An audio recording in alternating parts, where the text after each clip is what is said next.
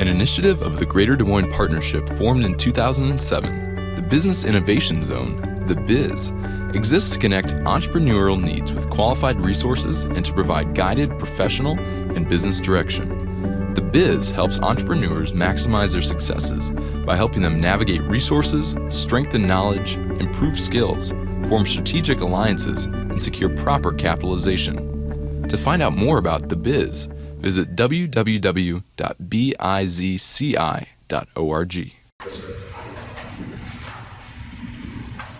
Hey Marco, how's it going? It's going all right, Lynn. How you doing? Stretching up a little bit. Hey man, hey, did you see that video of the meteor that exploded over Russia? Yeah, I was watching TMZ. About that. Really cool. Yeah.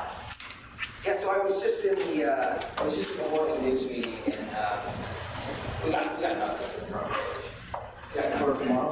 We got nothing. So I was wondering if you could make some calls on that. Do you know any startups that are developing anti-meteorite technology? I don't think so. Somebody's got to be building it now. Call up.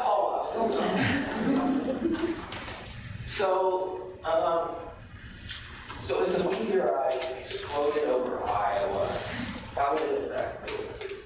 So make a list of the winners and losers. So the Microsoft server farm, what would happen?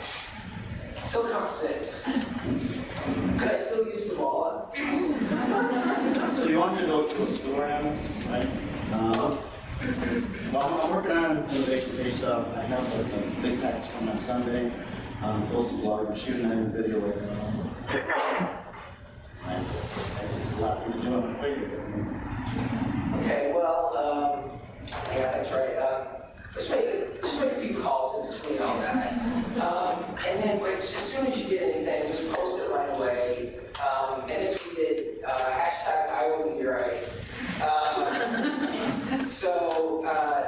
The traffic's going crazy, so just do everything you can. Just get it up there. Just go. I'm just gonna, while you're working on that, I'm just gonna sit over here and think of some more ideas.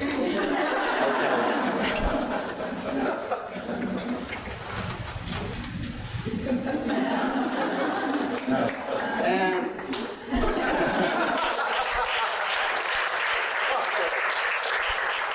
So that's today's show. If you have any questions, we're going to talk a little bit, but feel free to interrupt any time with questions. Our little presentation here, a little glimpse inside of our day. And a newsroom runs on ideas. Some of them are particularly great, but we run on ideas. And if our hero doesn't find good ideas, editors will find ideas for him. So I think our question here today is, how do you get his attention? How do you get our attention and one way to do that is called a press release. I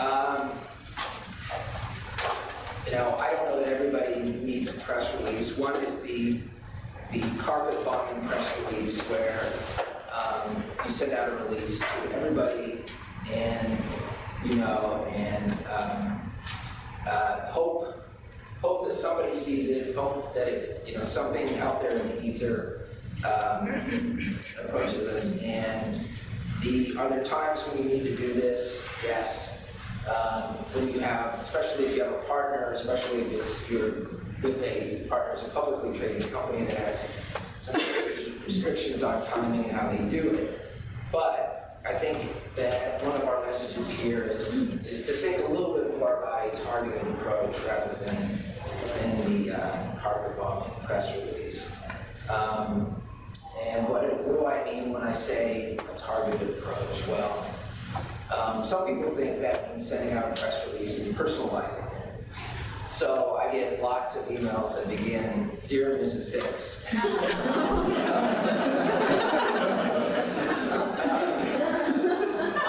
So what I think when I say targeted, it means I means knowing the media that you're sending out to and knowing our audience.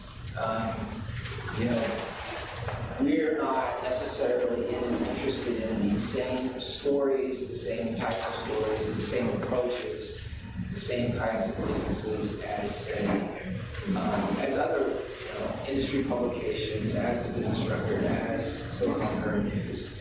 We may be, but it may be slightly different.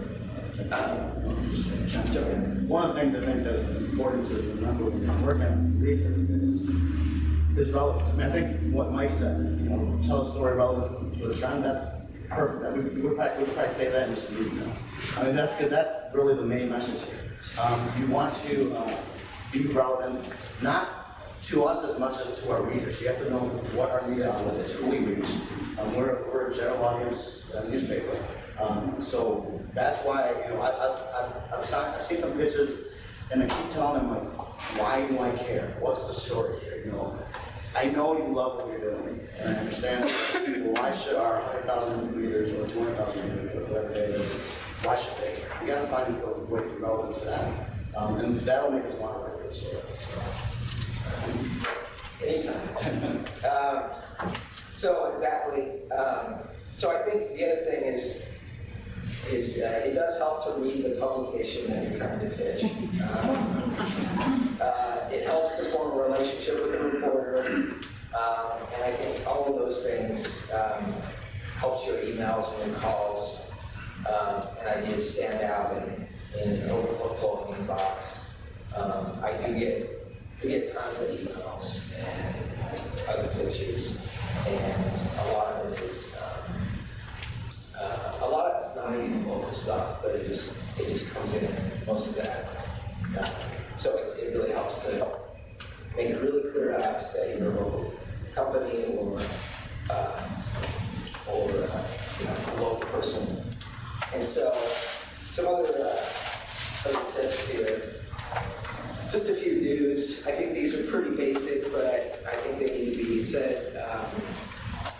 Clear and concise. It's like I said, we give lots of press releases, and as Marco said, I think one of the key things you want to know very quickly is why should readers care, and what's the impact, what is it mean to my audience. Keep it simple. What problem are you trying to solve in business that you're engaged in? You'd be surprised how many press releases we get where there are inaccuracies or other things, missing information. Probably one of the toughest things that I can imagine for you guys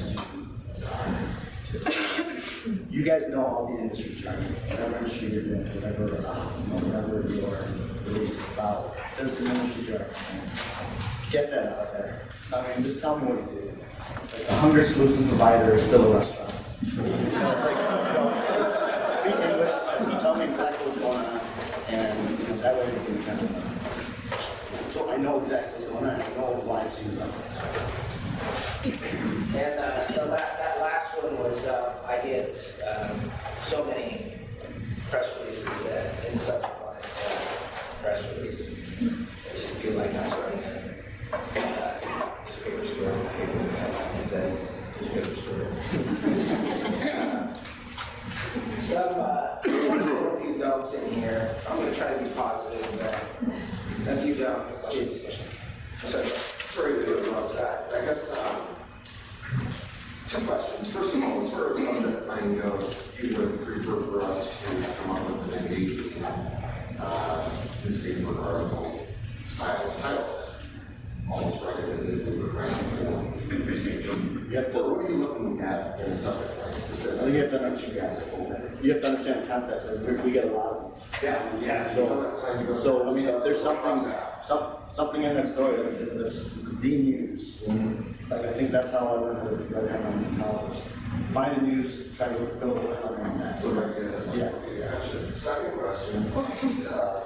I'm old school. I used to do the carpet bombing press kits way back in the day. We would send a folder out with physical pictures, physical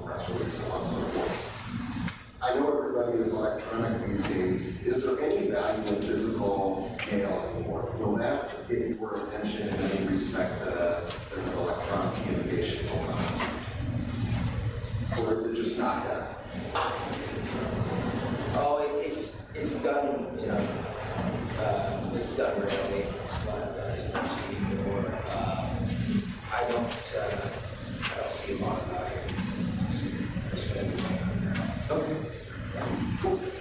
And not to mention the news. Right. That's what you want. You want to get your I imagine you want to get your story in front of reporters as soon as possible. Yeah. You know, so. Yeah. You asked about the headline, I think it's also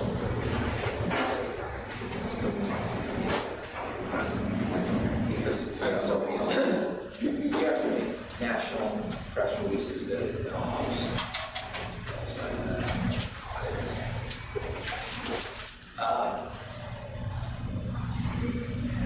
this late releases late, by the 5 o'clock drop is it's one of those things where when people, this is when people have news and they drop it late in the day. It's the worst. I think that some of the constraints we're under, that really does limit our ability to tell a story as well as your ability to get it out there in a prominent way. But this still happens a lot. And I know that with some companies there are certain restrictions about when things can be released. You know, people work with us all the time, give us a heads up. You know, just letting you know this announcement is going to be made today. And that is a huge I think the bottom line with that right there, and I think it goes to pretty much any of the tips that we're giving guys. I want to write a great story. I want to be able to tell this story and make it engaging for my readers. What I'm getting out of it, you know, my readers are enjoying it. You guys are getting some, you know, publicity out there, that's fine. And even if it's a negative story, you still want a well-written story that's going to readers. I think that's one of the most important reasons you don't want to give it to us before a lot of time. We don't have time to call our sources that we have to be able to chime in and give some context of what happened. So, yeah, there were getting that out of that the story would come down. That's the end of both parties. and we, you know, the same thing, whether it happens at 5 o'clock or earlier, you know, it's just often we're getting these releases where people will send out the release, but they, you know, rarely is all the information that you contain in the release. And so making someone available to talk is important. And then, you know, releasing the news, but then saying, you can't, no one's available, executives, whatever. So that's just a couple of frustrations that we face. Is there anything else that you want to talk about next and kind of catch your attention? Yeah, when it comes to press releases or something else, you know, like I said earlier, I like a good story. I like to be able to tell a good story. So in the release, you know, the more kind of information you give, the more detail you give, the better off, or the better I'll be able to make a decision whether it's a good story.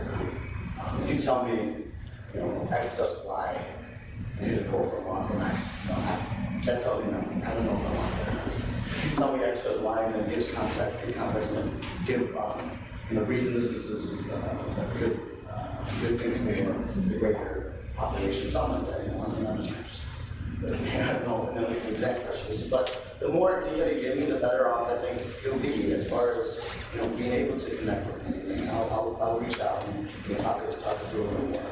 And, you know, again, make sure contact is available on there. But the details are what I want.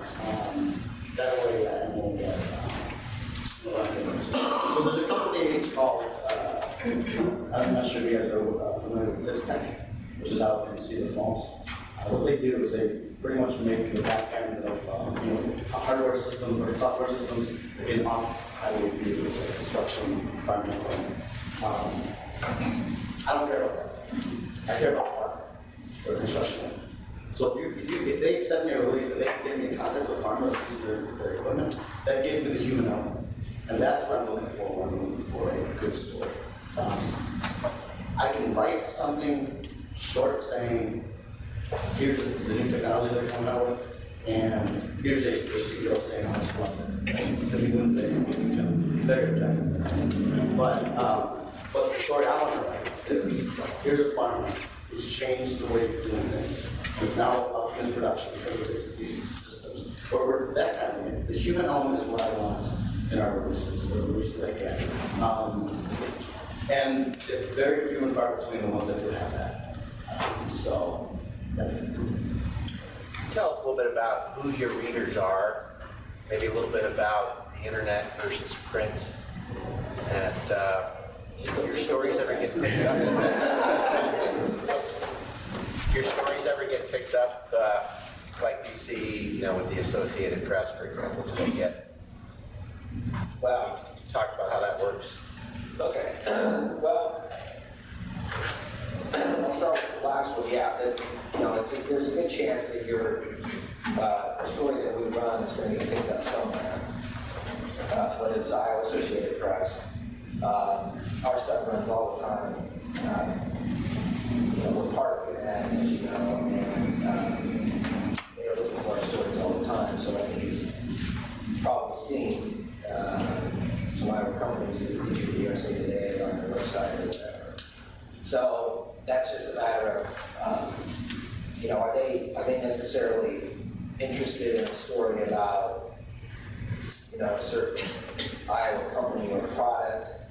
Maybe not, but they're looking, as Mike discussed earlier, they're looking for, is this part of the trend? And so those kinds of stories they have a lot of legs.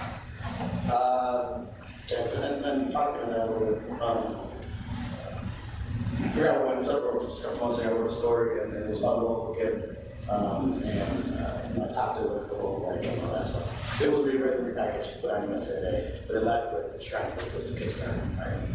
Which is what brought me the story. So it did run on USA Today's website as a trend story on crowdfunding and that kind of thing. So that's exactly how it works. I mean, we have a role plan. If they see something that's interesting, they'll pick it up and they'll post it, and you get a lot more eyes on your story. So. A little bit about the audience. It's a general audience. I mean, I didn't bring any of the statistics about, we still have very strong penetration in central Iowa. And so we get your story out there. We are, our website, we're seeing, pretty big increases in traffic for the digital portion, and that includes the mobile and tablet apps that we've rolled out.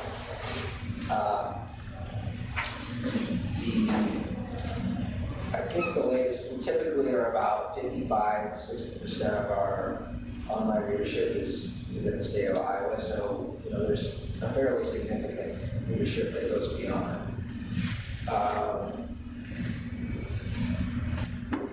What was your other question? Sorry. Just the demographic. Who would be your prototypical? There were 2 or 3 readers. Is it a 40-age suburban house mom? Is it a 65-year-old retired man? Well, I'll tell you How do they? The big growth areas it's no secret that our newspaper readership is older, and that the digital readership is growing on younger audiences, but across the board as well. But some of our big growth areas of readership are young professionals, the sort of areas around Des Moines, I guess the suburban, we still have a strong boomer and readership as well. So the 20-somethingers, for example, they typically they're not going to buy print. They're going to they might be using your website for their. That's a general industry term, I mean. Yeah, I think that's general industry. I mean, I couldn't tell you what our latest, breakdown on that. Yeah. But, yeah, generally, that's where the growth is digital for that tech demographic. So again, kind of just to finish up what I was saying, the press release is just, in the email, they'll give you more, I think that goes, that the same other reports that we went to, same thing. A couple other tips that I wanted to talk about, this is sort of tips for making friends with reporters. Become an expert. We may not always do your story about your product or your service, but one way that you can make yourself friends and available to reporters is that you can help us out with stories. Drew McClellan is an example of somebody who is, Drew's always there to answer questions about marketing and brand, and he's done it on a national level, so reporters will call him on these topics. And these are people, return calls quickly with reporters, kind of set yourself out, whether it's like if we're working on Marco may be working on a story about the latest iPhone release, and it helps to know who locally is an expert in those sorts of areas and can help us with those stories. So I think that you do yourself a favor and start becoming an expert and helping us find that information. Of course, the best sources will say that they don't know and help us point. And we appreciate that well when they do help us point out people who can help us with the story. The other thing is just to kind of be helpful. There are a lot of companies or sources out there that will only participate in our stories on their terms. And, we may call you on stories about the meteorite. More likely it might be about, Marco was calling people a few weeks ago when the flu hit the company so hard, and there's a lot of absenteeism. It could be a story, a weather story. It could be a story about sequester, the fiscal cliff, or the new a new technology story or something like that. But there may be a bigger trend story, maybe a trend. This is all the time. It's sort of like what's in the news. Sheryl Sandberg's new book. Yahoo's decision that everybody needs to work in the office instead of home. Trend stories, is there a place for your expertise or your company to fit into that story? And that is another way to help us as well as to get them out there. There are some firms, mostly from Silicon Valley, that send out those kind of press releases. I like the press releases when they say, this is going on, you're an expert in this field. Those are good too. Oftentimes it's from California, so I don't really follow up usually on it. But if I had a local person saying, this is the news, if you need to comment, feel free to just call us on that. That's good because not only does that start a relationship, but it also gives me the context of you and my contacts. So kind of top of mind, when something else happens, and then that kind of helps you get. It helps us, again, going back to it helps us out because it gives us more perspective on a story. That's what we want to write a good story. But at the same time, it's like, when I say, when I go up down Shane, I'm going to say from Better Life that there's this company. So, there's kind of, that story is not going to be about Better Life and what they do, but I'm not just going to put Better Life in an explain where it is, to give context to your again. So it's important, and I think, to talk about, why we're here today, it's important to build a relationship with reporters for that reason. And again, you can benefit out of it because we have resources and we have better stories, but I'm realistic about it. I think there's another side to it too. Moving on, I wanted to go into So you've attracted our attention, and so how do you work with this from then on out? So when we tell your story, one of the few of the things that we suggest is tell us about you. Your story is as important as the product, and I think just as investors bet on the jockey more so than the horse. We want to know about you, what drives you, your experience, your founding story. And I think that when we do this larger narrative about what's going on with innovation in Iowa, it's important to know who are the people behind it and how you do what you do. Be patient with us as we try to understand both the technology or your business model. I have to understand enough to explain it to my father and grandmother and other people who may not be as savvy in business or technology. That's actually one of the questions that sometimes when I just am not understanding these things. They're really jagged. And I'll tell them, okay, how would you tell them about this? And invariably it comes out that that's exactly what I was looking for. I was looking for a way to explain it so I can explain to the readers who are grandmothers, mothers, be able to reach any audience. So that's the most important thing, I think, is to make it. You can't explain it to me, how am I going to explain it to readers? I'm not going to just present it. I need to know exactly what's going on with this. In order to say to my readers, this is what's happening. So, explain it to me, or say it like you're doing. Explain it to your mother, or they say, it's not a 5-year-old. So that. We will ask closing questions about future plans, number of users, the revenue model, employees, how you're different competitors, customer feedback. We're going to ask for, like Marco said, if you serve farmers, give us a customer, give us access to clients, investors, employees, people who've seen you perform since the beginning, who know you.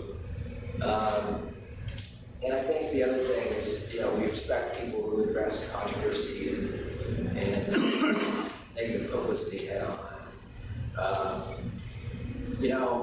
Inevitably, we may be calling you a story that may be negative.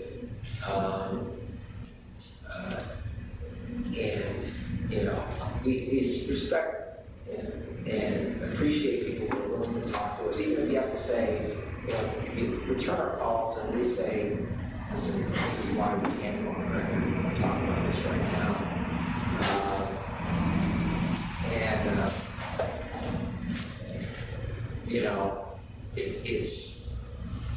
I think it helps us to understand or at least to understand the backstory, and at least helps us not presume that at least that. So, we'll strive to get your story right, and your story is very important. One of the things I just wanted to point out, talk about our publication specifically, and some of the things that Marco does. I'm hoping you are familiar with the Sunday Innovation page that we launched a year ago or so. And this was an effort to innovation, a passion topic is what we call it. It's one of our areas where we think that is of interest to some of the growth areas that we talked about, growth audiences. And we think it also is an important area because the state is placing emphasis on innovation rather than growth. So we have this that runs Sunday, and anyway, it includes Marco there in his column, and in the middle there you see we have the tech spotlight, where this was an effort to kind of tell the stories. It's a way where we can't do a big profile on every company or everybody comes up with an app or something like that. So that's why we sort of developed this format and running it every Sunday. I think Marco gets lots of calls from people who are interested in that. And up at the top of the page, you see that's where we kind of try to tap into experts who can talk about some some of these areas where we've got few lawyers and some other people in the room who contributed stories, columns on advice for people who are thinking about starting a business who went through some of those things. We'll talk a little bit more about that. The purpose of the tax audit is exactly what usually, we want context about press release and all that kind of stuff. But with this, it's really just to let readers know, hey, here's some innovation that's going on in any part of the state. If they can get down to the Florida studio at some point, we'd love that we feature them. Again, it's let the general audience know that all this talk about innovation is not just abstract. I mean, it's real. There's real people, real companies who are trying to create innovative companies here in Iowa, and I love the future. I love the future. It's really cool. I love people looking forward to it and just they just stay. So the counterpart to this is the online innovation page, DesMoinesRegister.com/innovation, where we're actually revamping it a little bit, which should be rolled out soon. We'll be a little more robust. It'll have a lot of the stuff that Marco, some of my students as well, and his blog, and we're also going to try to love to have more experts featured who are blogging on that page. And so look for that. Anything else about that for the creating information? The other thing is Marco is great at shooting video, and some people, some of our sources, we're trying to explain to them that we are not just publishing on paper anymore, and we're not just posting, reproducing stories online. Almost entire staff just went through training on shooting and editing video on iPhone, and supply iPhones and some other technology with that throughout the staff. And so Mark was one of some of us like me, we're still trying to shoot video of our daughter's dance competition, but Mark was out there doing some great work, and so I also shoot video of my dance competition. yes.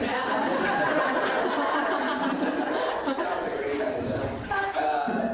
So think about when you're pitching us stories, it always helps to think about, okay, how can we tell the story visually as well, through photography or video, and so it's challenging on some business stories, but it's something we're trying to do. It's a way that we're also building an audience online.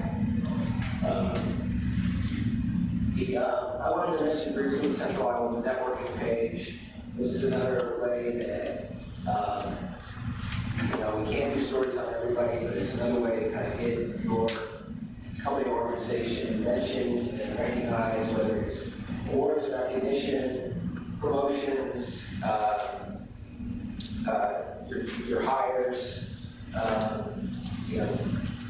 There's this is all free. You just send us in, we can get that interview and show that you're hiring in the community. And this Get to Know feature is really just a way to kind of profile the format that we get this to people. It's just a way to feature interesting people, in the community, business people, nonprofit, executive officials, entrepreneurs, small business people.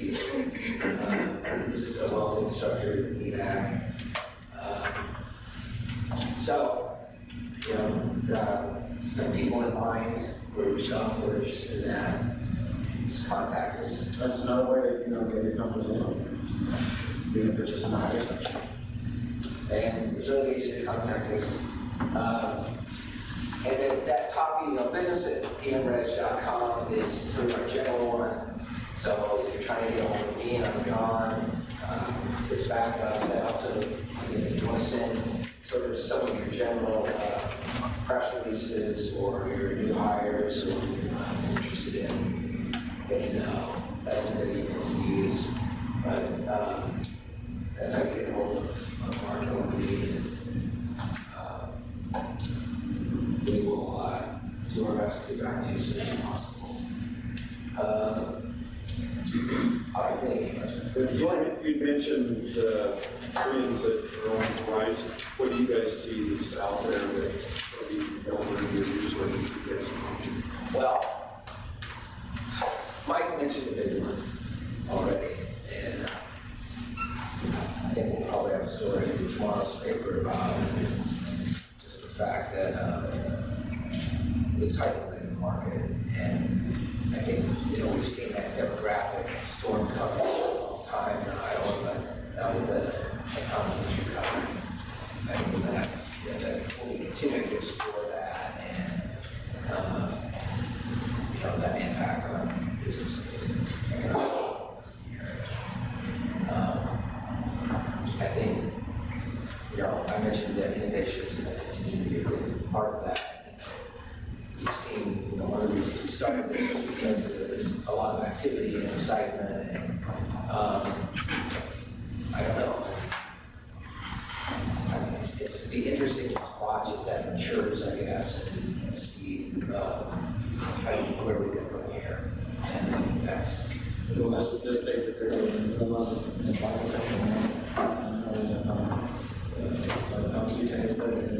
but I know Dave and I talked, and then Christian as well, with sort of city, just a lot of biotech coming up and this technology being used for companies across the state, just trying to solve these very, very important things, and it's just coming together.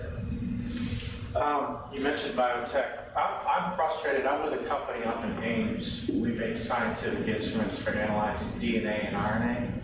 And I'm frustrated with trying to connect the dots with what we do back here to the state of Iowa, because we have very, very few customers in the state that use our instruments. And some of the problems that I recognize in trying to tell our story to you guys is, number one, a significant portion of our customers are overseas, and a lot of them are not comfortable. They would be comfortable talking to us in a sales situation, but I know would be very uncomfortable talking to you over the phone in English. So that's number one. Number two, a lot of them are involved in proprietary R&D. They don't even tell us what they're doing. There's no way in the world they're going to tell you what they're doing. Number three, you talk about trends. We see the trends. The trends are exciting, but I mean, they're so scientific and technical in nature that I know right off the bat it's not going to connect with your typical reader. So the ability of our instrument to see RNA contamination in genomic DNA. How many people in this room care? None. And I know very few readers of yours would care. So, any advice here to help us, because we're doing some great things, but I'm having trouble connecting the dots between. The first real quick. First thing would be, why would we get? Sure. Explain that. That's the start. If you explain why we should care, or why you guys care so much, lay that out first. Try to find that first, and then you can kind of build off of that. Now, I'm not an expert on what you just said. Well, welcome to the club. But the goal is to understand why can I, right? We read this. So the first step is to figure out why we should care.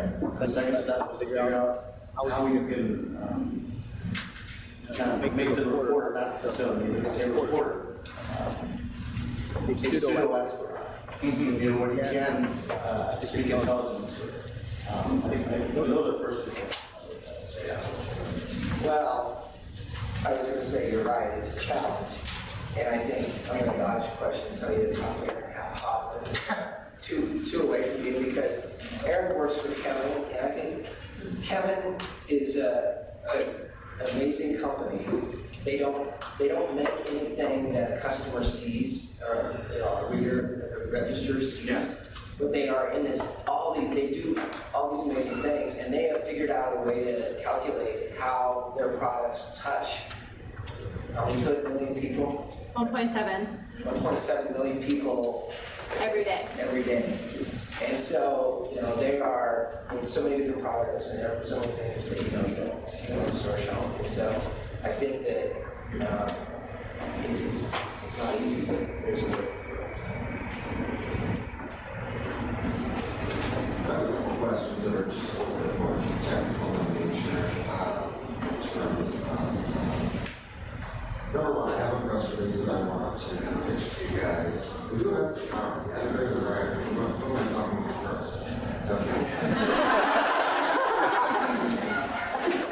Or am I talking to both of you guys? Well, number one, it helps to know, I think that it's probably best to know the publication, to know, all right, who writes about my company or organization, first of all, or that meeting. And it's best to pitch them. And then,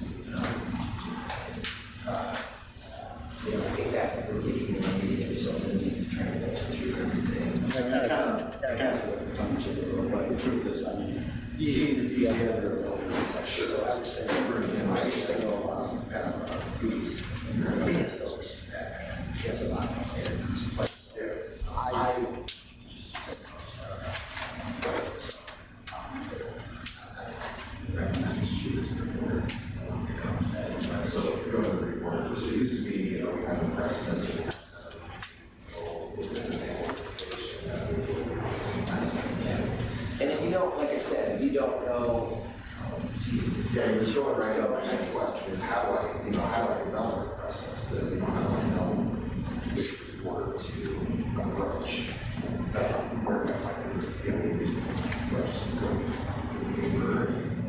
yeah, I mean, we don't necessarily have a list on our website saying specifically who covers what, but I think if you look at the business section, you can go online and see the blogs and get pretty good idea, there's reporters who have ad feed. But again, if you want to just the business at dmreg.com and say, what your mission is, We get like all the reports that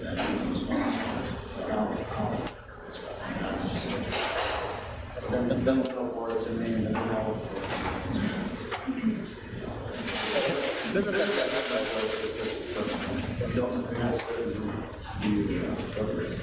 That's the way the signature gets read. It's not just a giant smile. yeah, and we also get emails out of the business and saying, my paper was delivered late today. I was told never reply. Photos of releases, you guys like having users to make content? How do you guys measure the success of the story? You told us to think about what's in it for you. Are you guys looking for subscribers, or are you looking to expand your base to get more advertisers? Can you tell us a little bit about how your business works and what metrics do you guys use to measure the success of the story? Yeah, I won't like this, I'm probably a top 5 million, but that's not going to my head at all.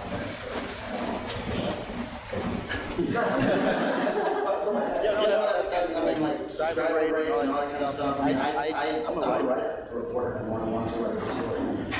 Success to me is when I get feedback. People say, so glad you just or here's another story that along those lines. And I love that. I know feedback. Now, as a newspaper, I don't know. There's a lot. But that's never happened. right. Again, I don't know. I mean, we don't necessarily have a specific metric assigned to every story to determine its impact.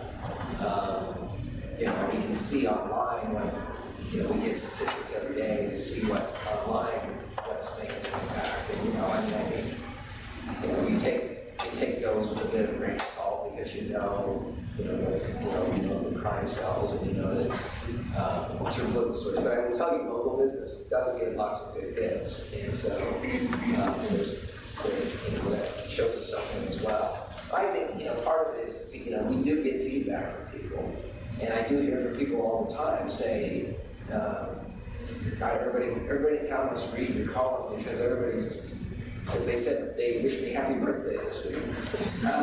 Things like that, you know, that kind of feedback, you know, we just got a pretty big national award. We don't do this for awards, but we feel like we're getting some, you know, we're feeling like what we're doing matters. So we're kind of driven by that, by you know, that we're making connections as well, because we hear from people that, you know, that they learn something new about the community because of what we're out there. Yeah, you said you guys don't like it when press releases drop late in the day. Is there a specific time, a specific day? Does it depend on the paper? Well, yeah, I mean, what I'm talking about mostly is something that, a press release that, you know, contains news that we've got to get in the paper right away. And, you know, I'm sitting thinking, okay, this company could have announced this early in the day, but instead they chose to release it, you know, after 4 o'clock, which means I've got to figure out how I'm going to make space in the paper, or, you know, get people, you know, arranged to report the story. So I think that's what I'm trying to warn against. But, you know, an early heads up is just what I'm looking. You know, that said, in the digital age, you know, we are almost 24 hours, and so, you know, if news breaks, we're going to go and we're going to pursue it, and, you know, and we're going to get it up. So, but that's just my message there. It's just, you know, is there, you know, really a reason why we need to leave the day to announce the story? You have time for one more question. Go ahead. If we're trying to get stories in and we're not getting much traction with a certain reporter, or like, do you guys mind if we start shifting chairs and going after a different reporter, or start barking up the chain and sending emails to bosses to figure out why things aren't getting through?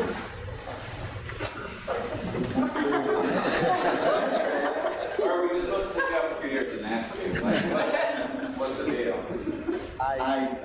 This is just, I don't like it. I see someone go. But that's just me. I don't get it.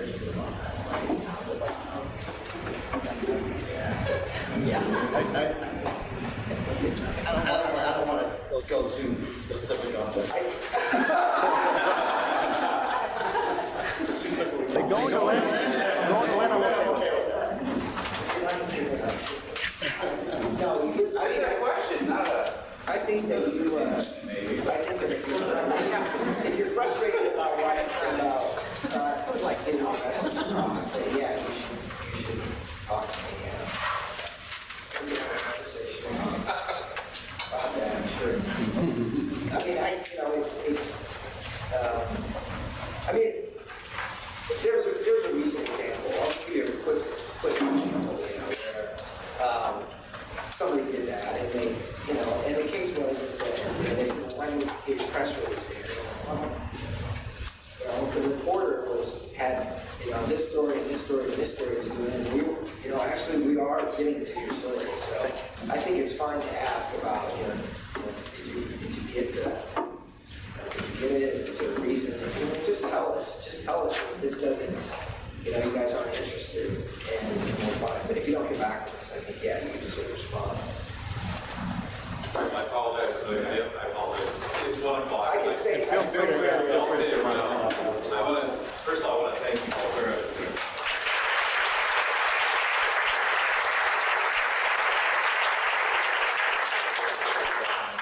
One of the things you can do that I had a lot of success with is if you think there's a trend coming and they're covering it, tell them about the trend and tell them about that trend by showing them other stories, the country and the region, give them the background why it's a trend, because they are always looking for the next trend.